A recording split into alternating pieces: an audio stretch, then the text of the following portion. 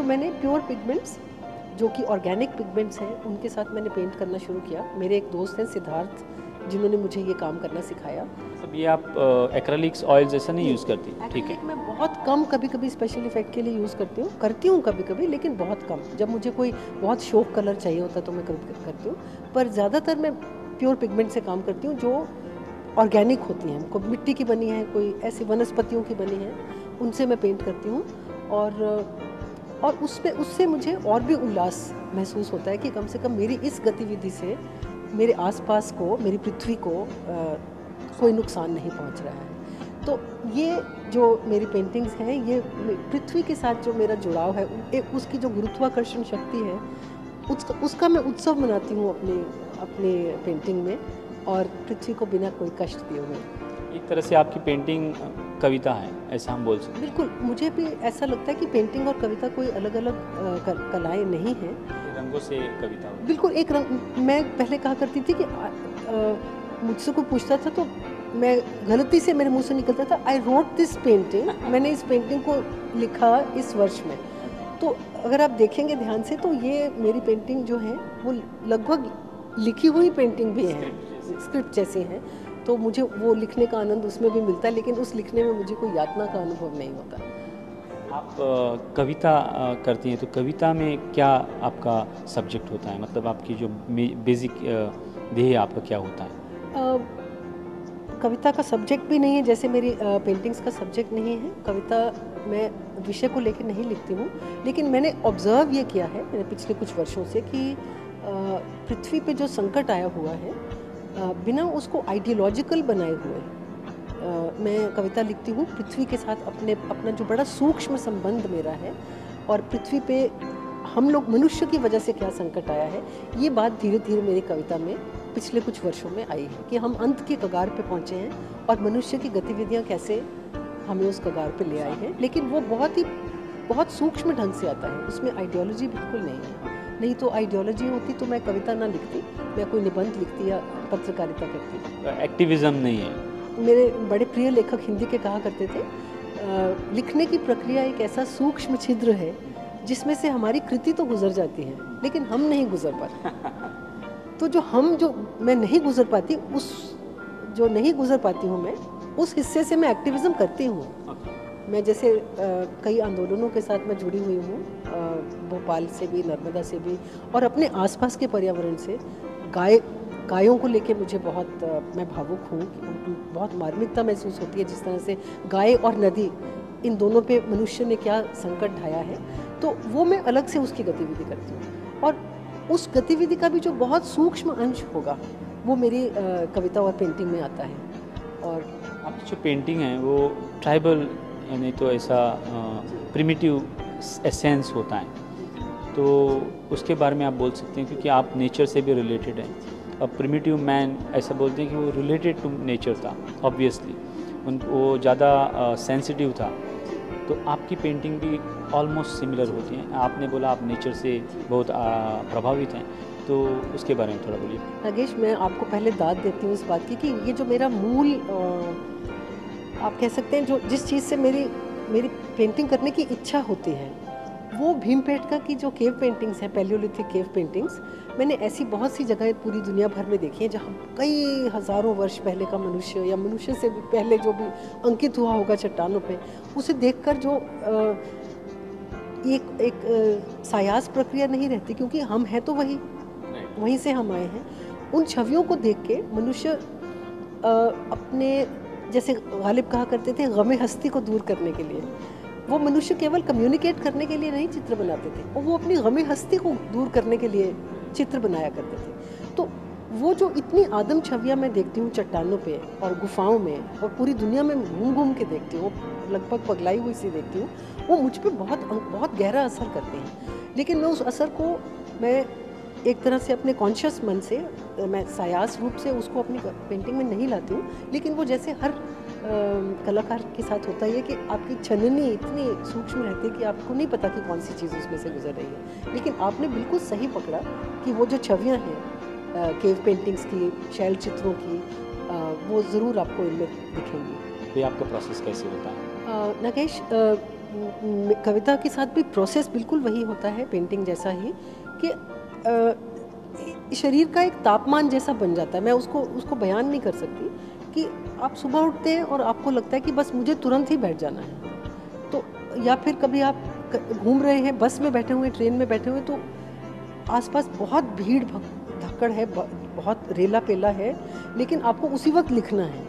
तो ये मुझे नहीं पता कि प्रोसेस क्या होता है, कि कब होता है, लेकिन मुझे ऐसा लगता है कि आपका पूरा शरीर जो है, आपके खून की जो रिदम है, वो किसी तरह से कायनात के साथ एक तरह की हार्मनी में जब आ जाती है, तो तब ऐसा होता होगा, ऐसा मैं अनुमान लगा सकती हूँ।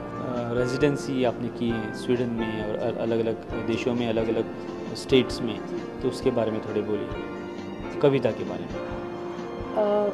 मेरी सबसे पहले मैं मध्य प्रदेश में उज्जैन में प्रेमचंद सृजन पीठ की अध्यक्ष रही थी 2 साल तक, और वो माहौल इतना वनेला था, और पशुओं, वनस्पतियों से मैं पूरी तरह से घिरी हुई थी। और उन्हीं दिनों मुझे पृथ्वी पे हम पृथ्वी को कैसे उसको बहुत थोड़े धीमे धीमे से, कभी बहुत तेज़ी से उसको नष्ट कर रहे हैं, उन दिनों में इस चीज़ के बारे में बहुत विचार भी कर रही थी, और ये मेरे दिलो दिमाग पे हावी भी था। तो क्योंकि मैं इतनी सुंदर चीज़ों से घिरी हुई थी और पृथ्वी का संकट मुझे लगातार महसूस होता रहता था, तो मुझे बंदरों और जासौन के फूलों और आसपास के मैले कुचैले बच्चों के प्रति ममत्व से मैं भर जाती थी। तो और उस लैंडस्केप का मुझ पर बहुत गहरा असर होता था कि मैं अपने आसपास के बिल्कुल जंगल में मैं बैठी रहती थी काम करने के लिए। इसके बाद जब मुझे स्वीडन में मैं गई, तो बाल्टिक सी के पास मुझे रेजिडेंसी 2-3 बार मुझे मिली, रहने का अनुभव हुआ। तो मैंने ये पाया कि चाहे मुझे समुद्र नहीं भी दिख रहा होता था, तो मैं समुद्र की आवाज़ भर से कविता लिख लेती थी, समुद्र की आवाज़ भर से पेंट कर लेती थी। और मुझे ऐसा लगता था कि बस मेरा समुद्र को देखना भी हो गया, चखना भी हो गया, मैंने उसका खारापन भी देख लिया, सब मैंने देख लिया, क्योंकि उसकी आवाज़ मैं सुन पा रही हूँ।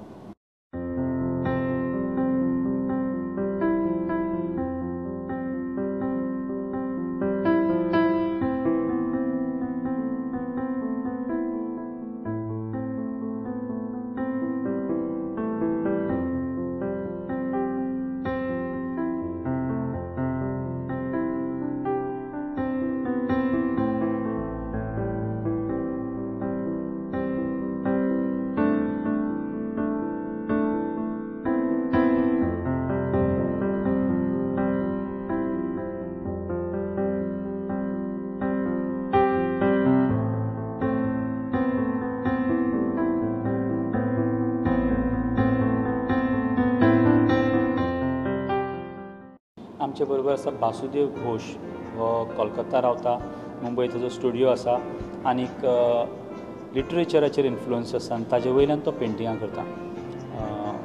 Vasudev, you are a self taught artist, तो आपका जो पेंटिंग है वो लिटरेचर के ऊपर है, लिटरेचर से रिलेटेड है, आप थोड़ा बोलिए उसके बारे में। नहीं, लिटरेचर मतलब फ्रांस काफ्का का ऊपर ही मैं बिलोंग करता हूँ, उनका जो एक ही राइटर के ऊपर आज जो कंटेम्प्रेरी वर्ल्ड है, और फ्रांस काफ्का 100 साल पहले जो लिख के गए हैं, उसका जो पूरा साहित्य है उन्होंने जो लिख के गए हैं, तो उसी का ऊपर मैंने आज का जो कंटेम्प्रेरी वर्ल्ड का मैं एक ब्रिज कोशिश कर रहा हूँ जो इसको बनाने में।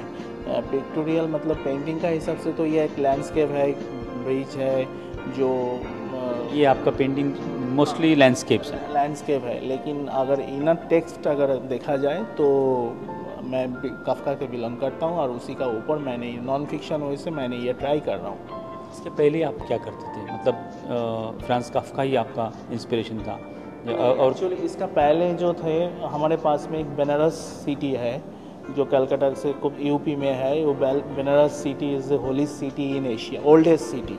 तो उसी का ऊपर मैंने करीब 15 साल मैंने काम किए, क्योंकि मैं बचपन से बनारस में जाते थे, वर्टिकल और हॉराइजनली मुझे बहुत अच्छा लगता था। कलर वहाँ से ही आया, क्योंकि यूपी और बिहार के जो कॉस्ट्यूम्स है वो कलर मुझे इंस्पायर करते थे। आप ब्रिज मेटाफर हैं आपका, तो उसका मीनिंग क्या है आपकी पेंटिंग में? ब्रिज एक बहुत ही इम्पोर्टेंट चीज़ होता है। ब्रिज आप ब्रिज का हिसाब से देखेंगे तो फिर वो ब्रिज, लेकिन अगर आप ब्रिज हर हर ह्यूमन के साथ हो सकता है, उसी के हिसाब से रिलेशन बनता है उसी का ऊपर। जैसे मैं बंगाल से आया हूँ, तो बंगाल का हिसाब से पहले बंगाल बहुत बड़ा था, इस इंडिया का स्टेट में सबसे बड़ा बंगाल, अभी वो बांग्लादेश हो गया।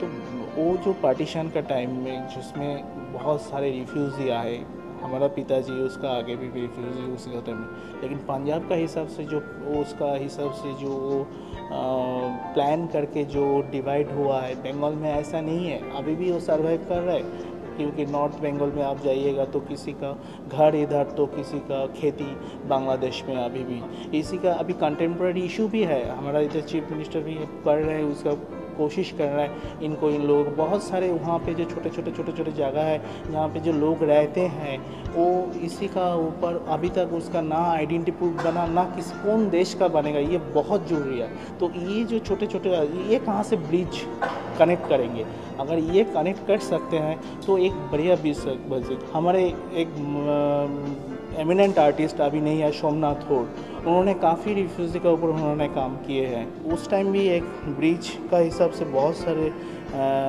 राइटर ने नोवेल भी लिखे हैं। तो बहुत बचपन में एक सेतु बंधन बोल के एक किताब मेरे हाथ में आया था, तो उन्होंने वो बंगाली में था, वो बंगाली में ही अन्नदा शंकर राय राइटर है, तो अभी तो बहुत पहले ही गुजर गए। तो उन्होंने वो एक बोल के बांग्ला और वेस्ट बंगाल ये दोनों का आदान प्रदान कैसे हो, तो उसी हिसाब से उन्होंने वो किया। तो उनसे भी मैं इंस्पायर हूँ, और बचपन से मैं वो रिफ्यूज़ी वहाँ से आ रहे, हमारे घर में रह रहे। मेरे पापा बहुत कुछ मतलब उस टाइम तो मेरा घर में करीब 50-60 जन डेली रहते थे, क्योंकि कोई जगह भी नहीं था। तो उस सिचुएशन में मैं जिस हिसाब से 90s में बांग्लादेश आप जानते हो भाषा आंदोलन, हाँ, तो ये सब का मैं वो बचपन से मैं जान रहा हूँ, देख रहा हूँ, लेकिन कभी एक्सप्लेन नहीं कर पाया। तो फॉर्चुनेट वे थे, मैं जब काम करता हूँ तो आता है। लेकिन आज का इसके हिसाब से जब मैंने काफ्का पढ़ा, तो हमारा जो सिचुएशन है और काफ्का का कहने का है, वो दोनों में सेम है। उसका आगे में उसका वो बोल रहे थे जो उसी का हिसाब से जो मैं ही खुद ब्रिज बन गया।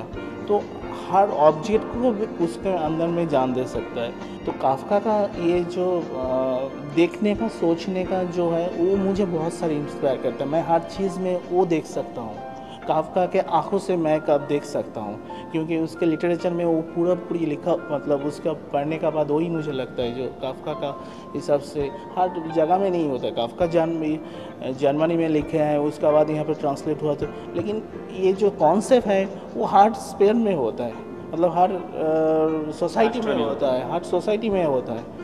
तो इसी हिसाब से आज का कंटेम्प्रेरी लेवल वो ब्रिज बहुत इंपॉर्टेंट चीज़ है।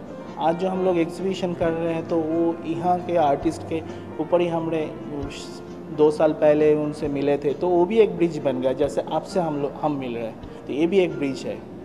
तो उसी हिसाब से मैन टू मैन ये ह्यूमन सोसाइटी में हम लोग एक ब्रिज बना के जा रहे हैं।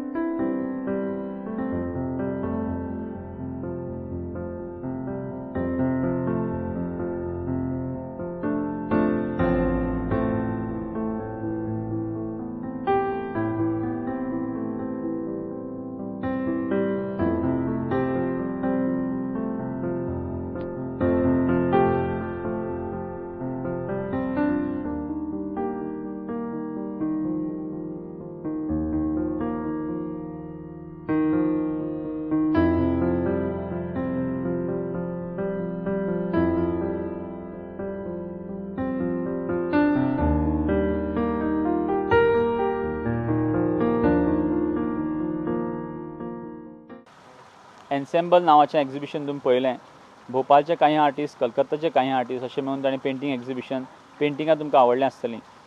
ह्या ऑर्गनायझर जो आसा ह्या एक्झिबिशनाचे, ताजे कडेन आमी उलयले, काही आर्टिस्टां कडेन उलयले। तुमकां हो एपिसोड नक्कीच आवडलो आसतलो, हातूंत दुबाव ना। आमची आयची कार्यावळ हांगाच सोंपता। आमी परत सेकंड एपिसोड पळोवपाक फुडल्या बिरेस्तारा मेळुया सांजवेच्या 7:30 वरांचेर। तो मेरेन पळयत रावात प्रुडंट मिडिया।